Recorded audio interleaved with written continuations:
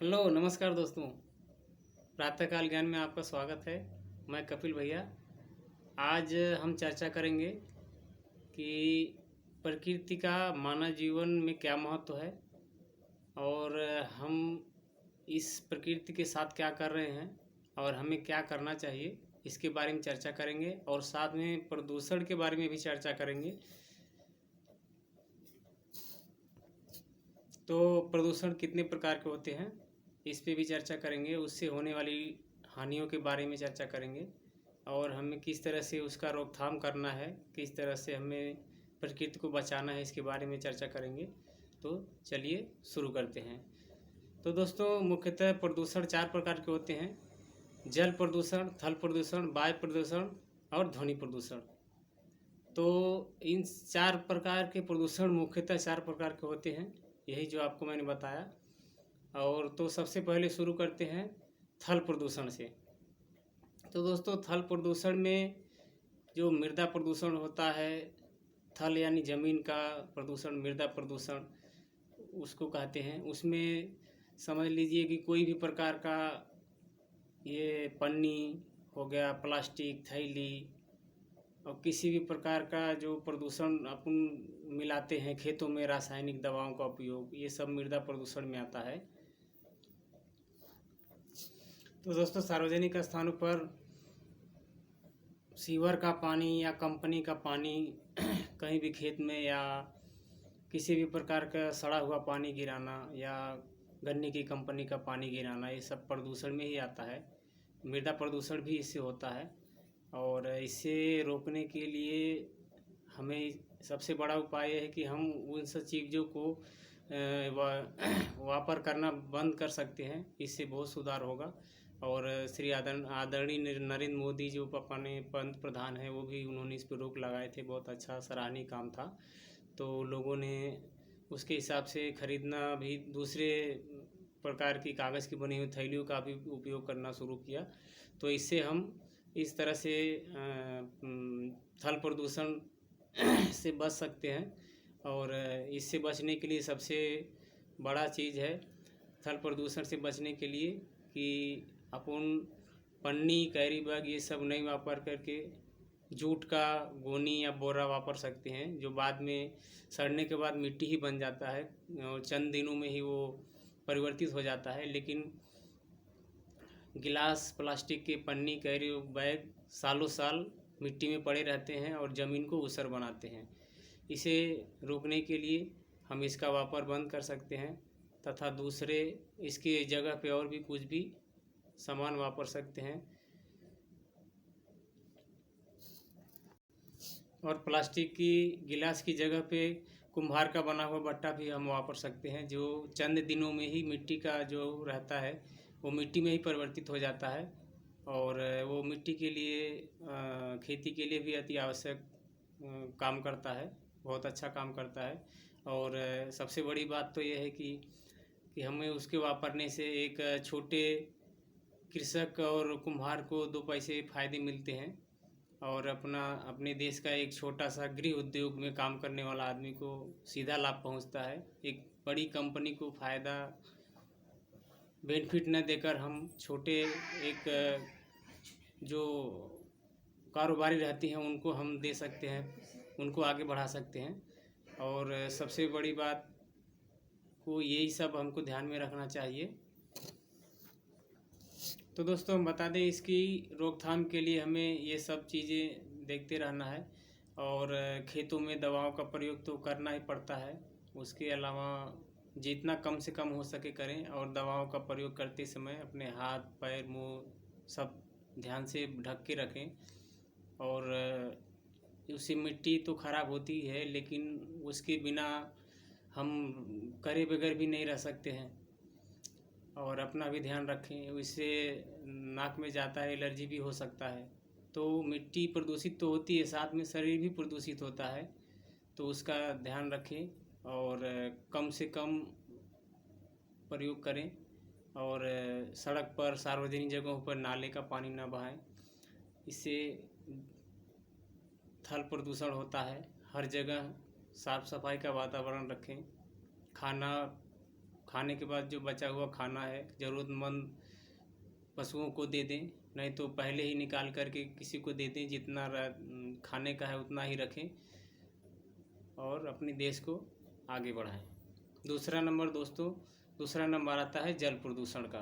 तो जल प्रदूषण में हम देखते हैं कि बहुत से जो नदियाँ, तालाब, झरने इत्यादि हैं हमारे देश में, वहाँ पे क्या करते हैं लोग, नहाते हैं। नहाने के बाद गंदे कपड़े, साबुन, शैम्पू, तरह तरह की चीज़, प्लास्टिक, थैली, कैरी बैग वहाँ पे फेंक देते हैं।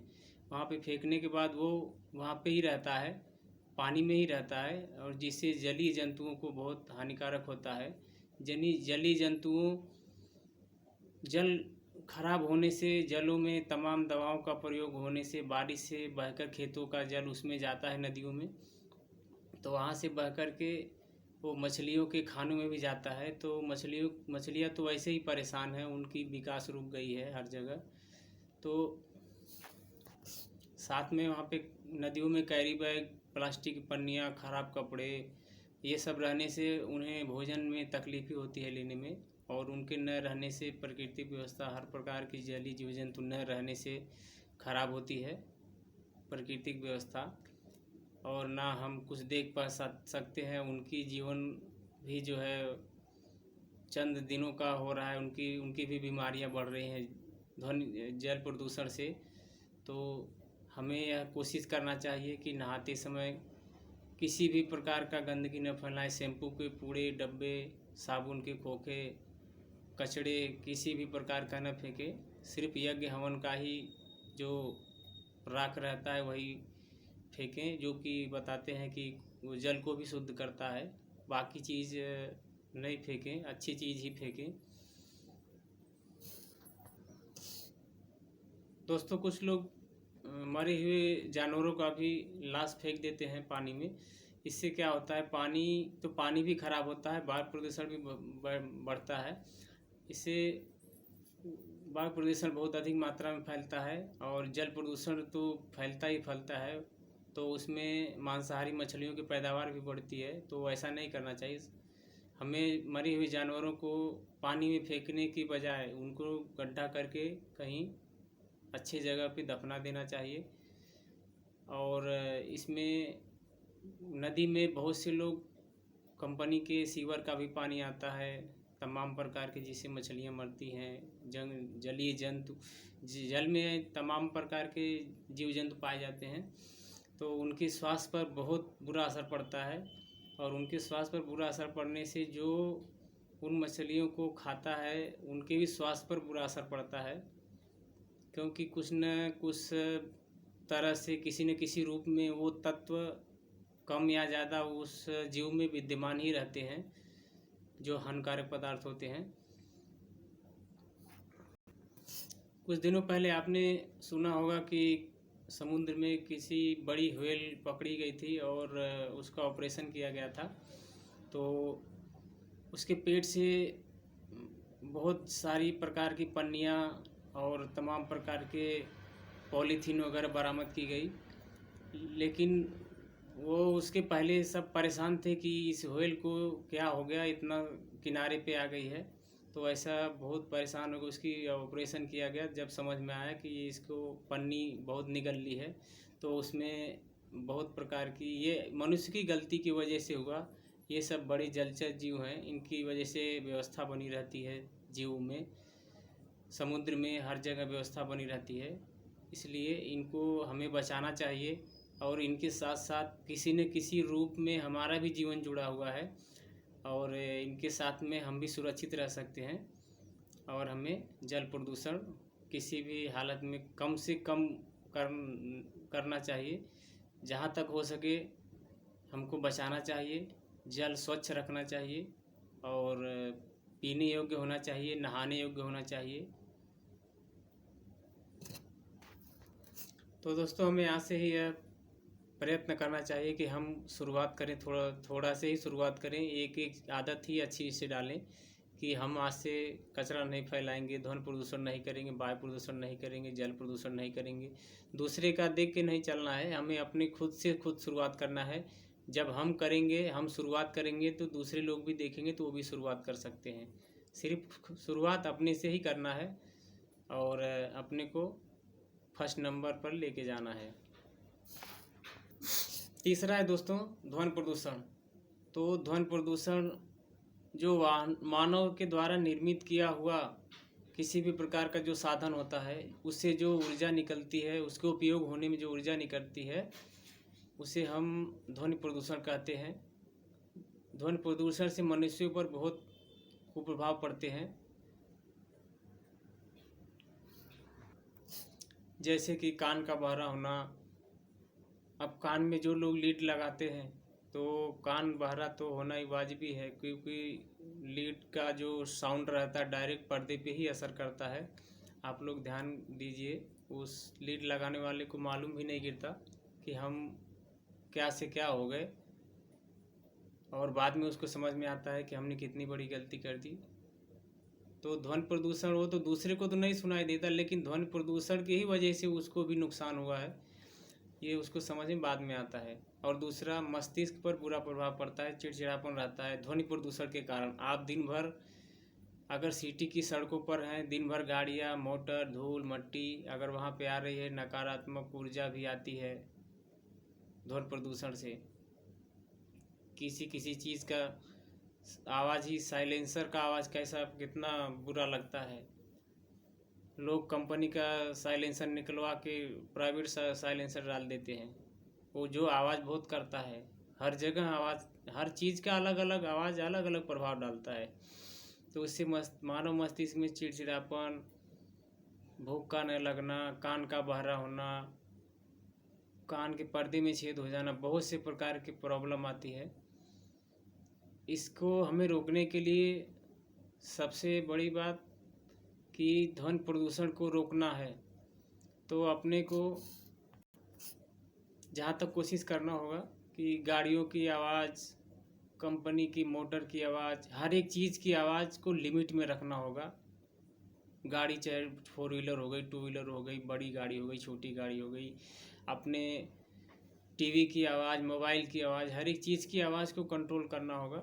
और जो हम सीधे डायरेक्टली हम यूज़ करते हैं, हर एक चीज़ जिसमें आवाज़ ज़्यादा हो, ध्वनि प्रदूषण होता हो, इससे हमारे स्वास्थ्य पर भी बुरा प्रभाव पड़ेगा। और वायुमंडल में जो ध्वनि प्रदूषण होता है उससे तो पूरे कुछ दूर तक लोगों पे असर डालता है। जैसे डीजे हो गया, तो डीजे कितना बुरा प्रभाव डालता है, इससे आदमी के हार्ट पर भी बुरा प्रभाव पड़ता है, कान पर भी बुरा प्रभाव पड़ता है। तो लोगों को समझ में नहीं आता, लेकिन आप कोशिश करें कि ध्वनि प्रदूषण से कम बचें। और सरकार भी कोशिश किया है कि उस पर रोक भी लगाया है बहुत जगह पर। और ज़्यादा से ज़्यादा 65 से 70 वर्ष के लोगों में, 50 वर्ष के अधिक उम्र के लोगों में इसका प्रभाव अधिक देखने को मिलता है। तो ऐसी अवस्था में ध्वनि प्रदूषण हम कम से कम करें, क्योंकि हम युवा लोग हैं, नैतिक जिम्मेदारी बनती है। और लोगों को भी बताएं इसके बारे में। तो दोस्तों चौथा नंबर है हमारा वायु प्रदूषण।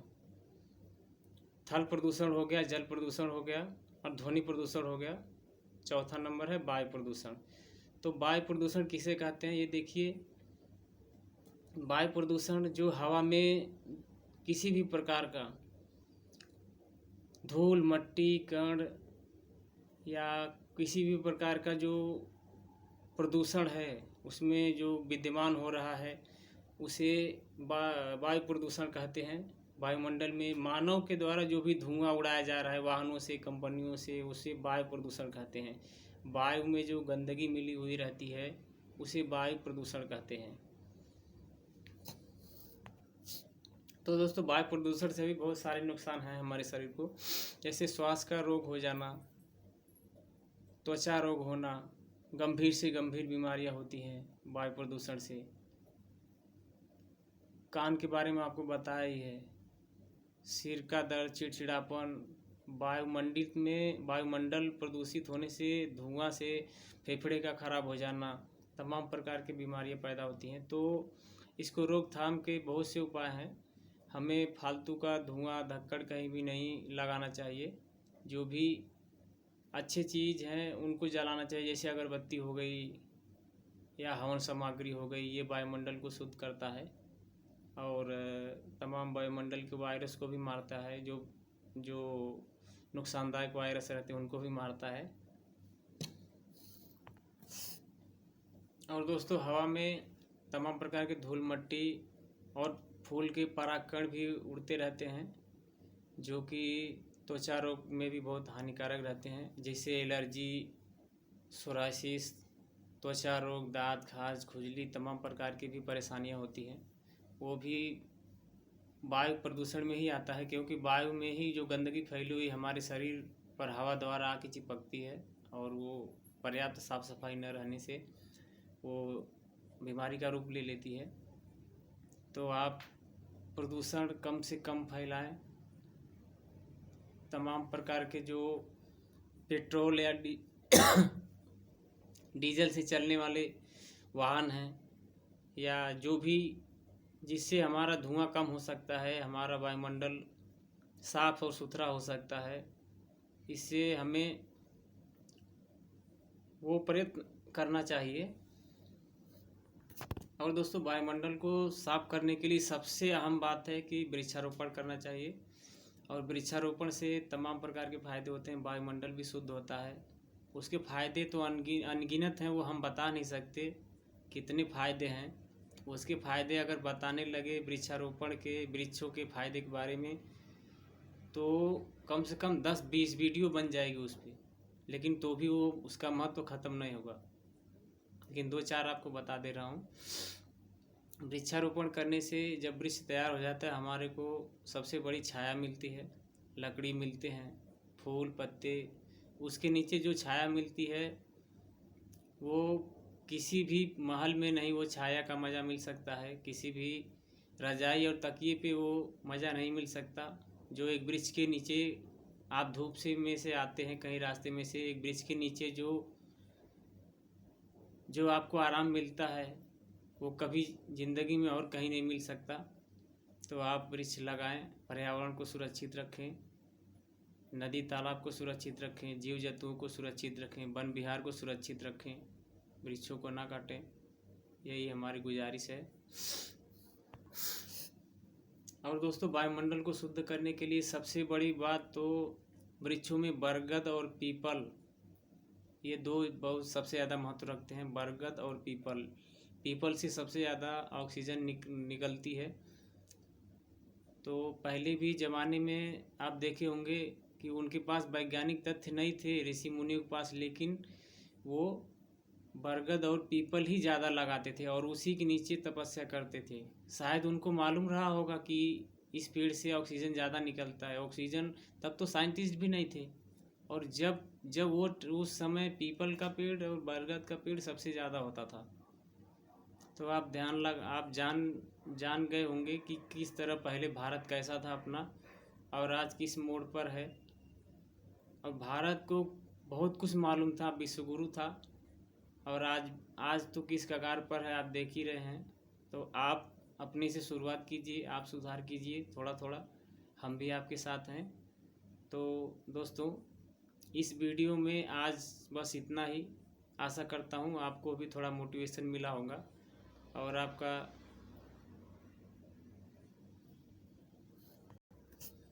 जीवन आपका सुखमय हो, इसके लिए कामना करता हूँ। तो दोस्तों, आज के वीडियो में बस इतना ही। चैनल को सब्सक्राइब करें और लाइक करें। नमस्ते, फिर मिलेंगे। जय हिंद, जय भारत।